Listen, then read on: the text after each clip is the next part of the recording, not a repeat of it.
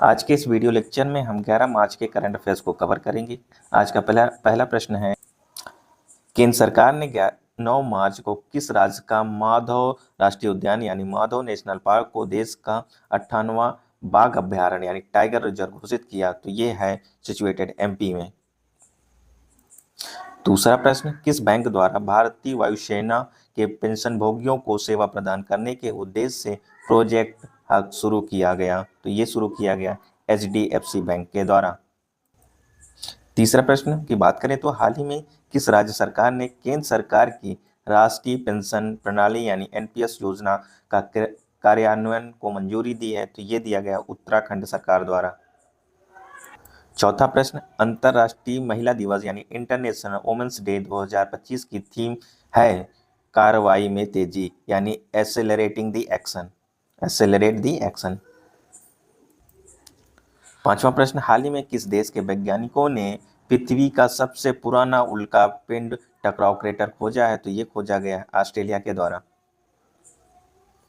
के वैज्ञानिकों के द्वारा।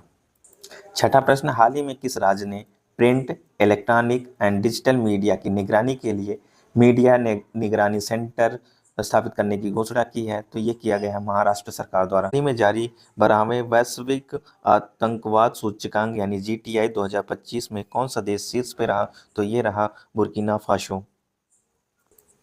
आठवां प्रश्न, हाल ही में किस राज्य सरकार ने अपने इलेक्ट्रॉनिक सिटी का नाम बदलकर रतन टाटा इलेक्ट्रॉनिक सिटी रख दिया है? तो ये रख दिया गया है असम सरकार द्वारा।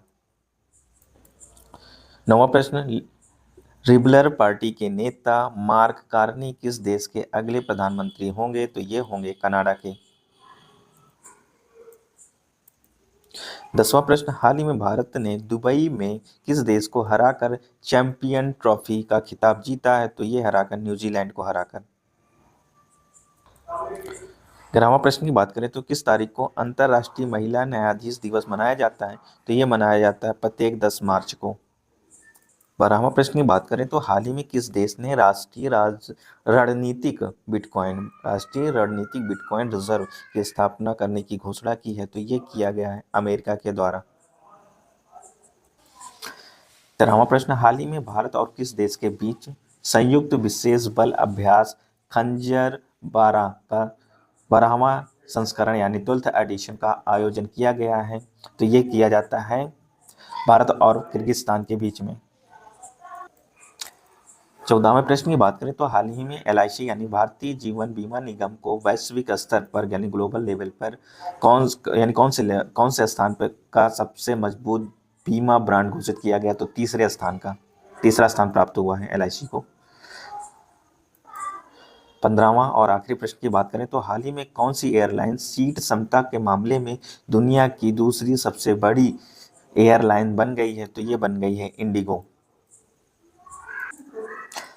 धन्यवाद देखने के लिए, मिलते हैं अगले वीडियो में। तब तक के लिए take care and bye bye.